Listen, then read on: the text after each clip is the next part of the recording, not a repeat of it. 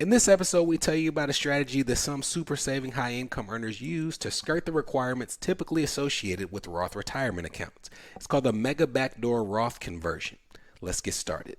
Let's get some money. From New Money, New Problems, it's the New Money, New Problems podcast, a show for successful professionals searching for the tools they need to navigate financial opportunities and obstacles they've never seen.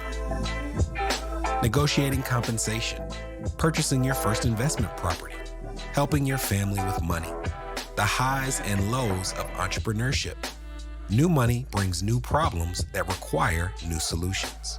Join us as we work through them together. I'm Brenton Harrison, and this is the New Money, New Problems podcast. Hello, my name is Brenton Harrison of New Money, New Problems, and your host for the New Money, New Problems podcast. If you joined us over the last few episodes, you know that we've been covering employee benefits that you can take advantage of as a high income earner, as it is open enrollment, the time of the year that people pick the employee benefits that they plan to use over the upcoming 12 months. In the most recent episode, we talked about some of the benefits specifically associated with high income earners. Things like Roth 401ks and 403bs, 457 plans, and all these different tips and tricks that you can use to take advantage of the fact that you're in a position where maybe you can save more than the typical person at your employer. We teased out in that episode a strategy called a Mega Backdoor Roth conversion. And this is something that people use as high income earners to put themselves in a position where they can establish retirement funds on which they've already paid taxes so that they don't have to pay taxes on it when they withdraw in retirement. To explain the benefit of that, let's go back to our lessons on pre-tax or traditional contributions as compared to Roth contributions. When you have a pre-tax or traditional retirement account, you're putting aside money that you have not paid income tax on yet. And by doing so, you're reducing your taxable income. An example would be if you make $100,000 and you put $5,000 into a pre-tax retirement account, you have lowered your taxable income by that $5,000. You are kicking the can on paying taxes on those dollars. Now, if you put that into that account and it grows tax deferred throughout the years, let's say that over the course of time, your account in that pre-tax account grows to $1 million. Well, when you withdraw those funds, every withdrawal you take is taxed as ordinary income.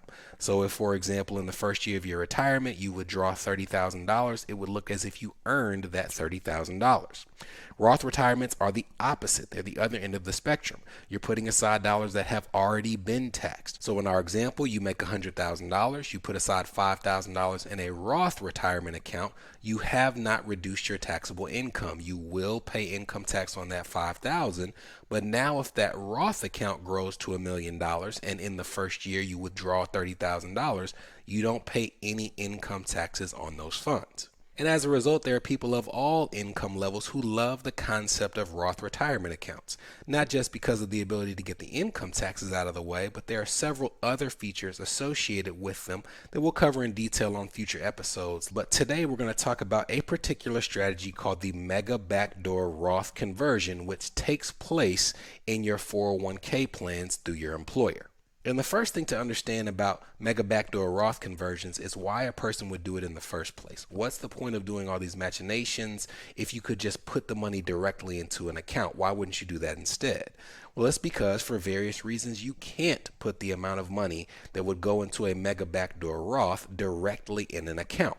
Now, let's go through some of those reasons. If you're following along with us on screen, we're going back to the tax tables that we've reviewed in our past couple episodes.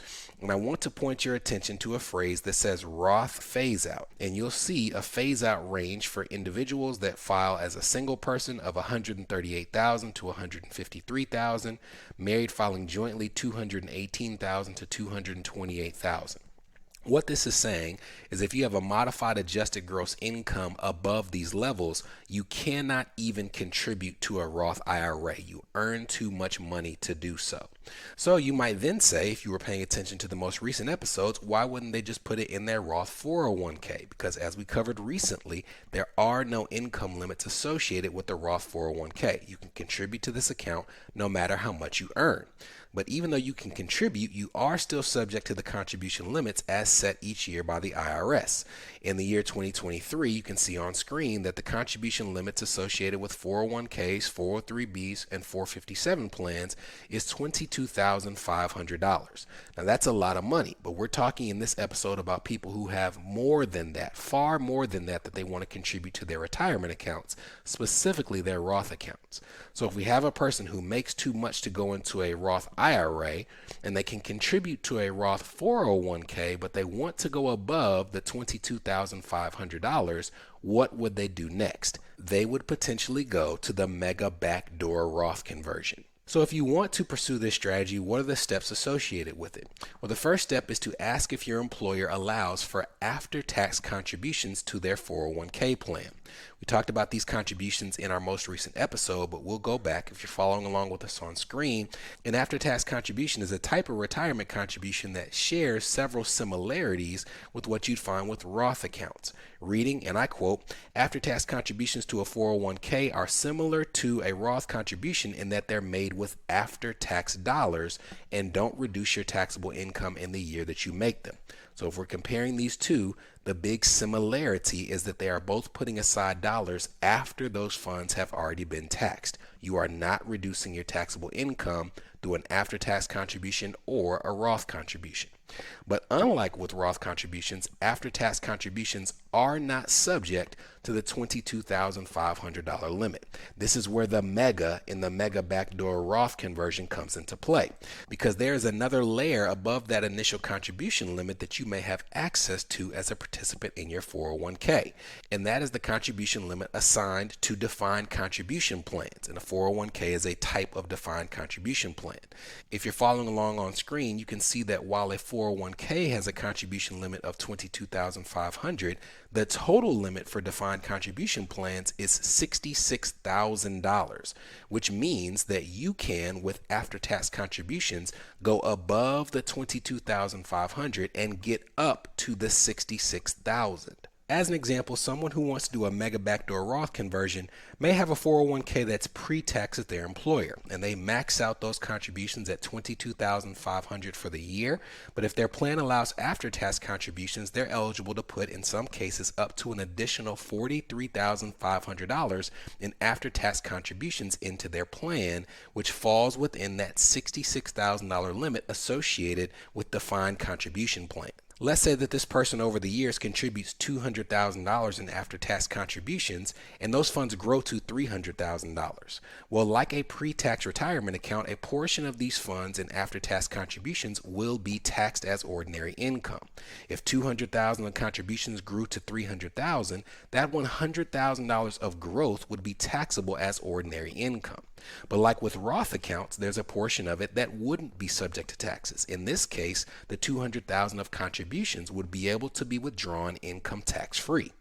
But if you're doing a Mega Backdoor, you don't want to settle for just your contributions being tax-free. You want all of these funds to be tax-free. So the second step of the Mega Backdoor is transferring or converting those after-tax contributions into funds in your Roth 401k. Once that conversion has been completed, you now have an account where these funds are growing tax deferred, and when you withdraw them in retirement, both your contributions and the investment gains associated with that account will be free from income tax. So this is obviously something that requires a number of steps, and it's not something I'd recommend for someone who's doing it without the help of a CPA or a financial advisor. And after the break, we'll tell you how even if you do have most of those professionals in your life, you need to make sure you go about a process of making sure it's a strategy you should be pursuing in the first place. This is the New Money, New Problems podcast, a show for successful professionals searching for the tools they need to navigate financial opportunities and obstacles they've never seen. We'll be right back. Are you wondering what new money problems you might be overlooking in your financial life? If so, we've got great news. We've crafted the New Money, New Problems Gap Finder to identify potential weaknesses in your finances in areas ranging from budgeting, investments, insurance, and even the threat your extended family's finances could pose to your household. Please head to newmoneynewproblems.com/gapfinder to complete it today.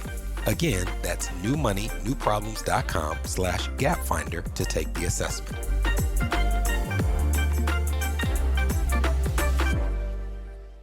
You're listening to the New Money, New Problems podcast, Subscribe now at newmoneynewproblems.com.